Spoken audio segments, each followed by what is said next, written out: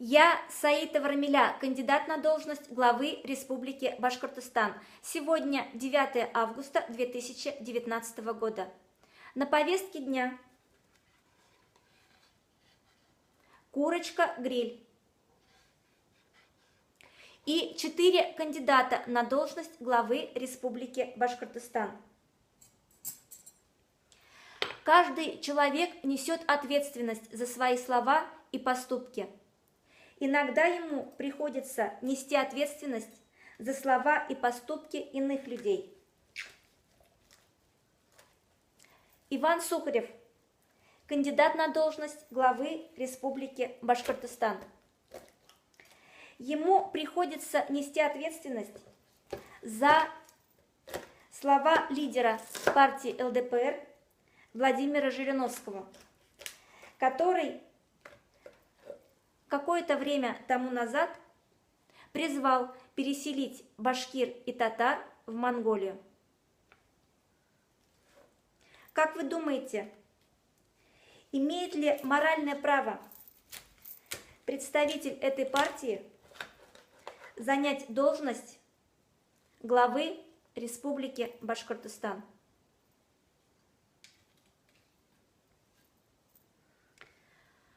Владимир Кобзев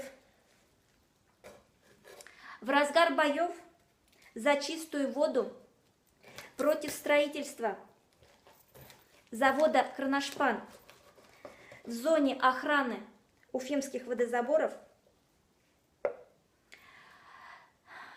действовал явно по заказу и пропагандировал на страницах Facebook строительство завода «Кроношпан».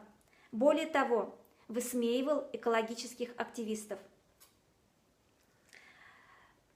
На днях 6 августа Совет по правам человека при президенте Российской Федерации Владимире Путине опубликовал доклад, в котором признал аргументы экологических активистов требующими пристального внимания.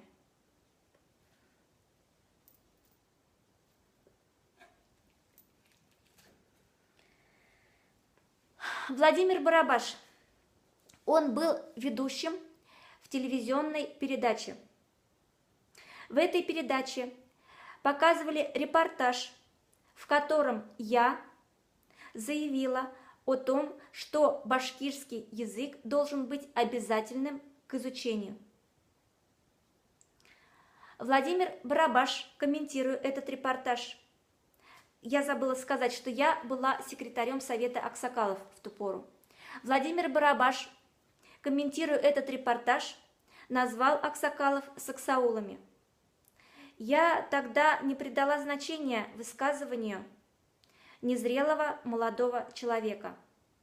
Но может ли незрелый молодой человек быть главой Республики Башкортостан?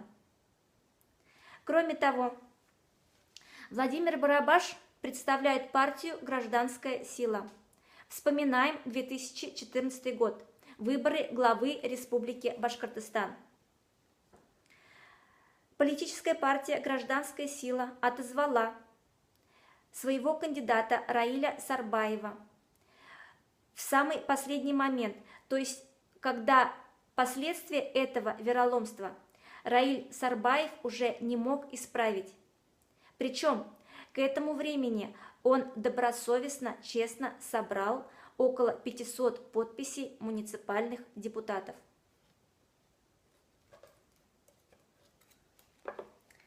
Это был Владимир Барабаш. Юрий Игнатьев ничем не известен, ничем не прославился. Будет ли честно, если человек с таким скромным багажом займет место, предназначенное для пламенных борцов за права и благополучие народа?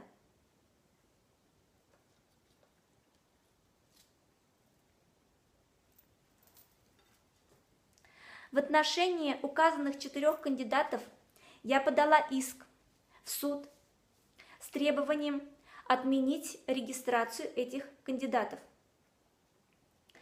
Основанием иска является довод о том, что, согласно Конституции Республики Башкортостан и соответствующих положений Закона о языках народов Республики Башкортостан, глава Республики Башкортостан обязан владеть государственными языками Республики Башкортостан.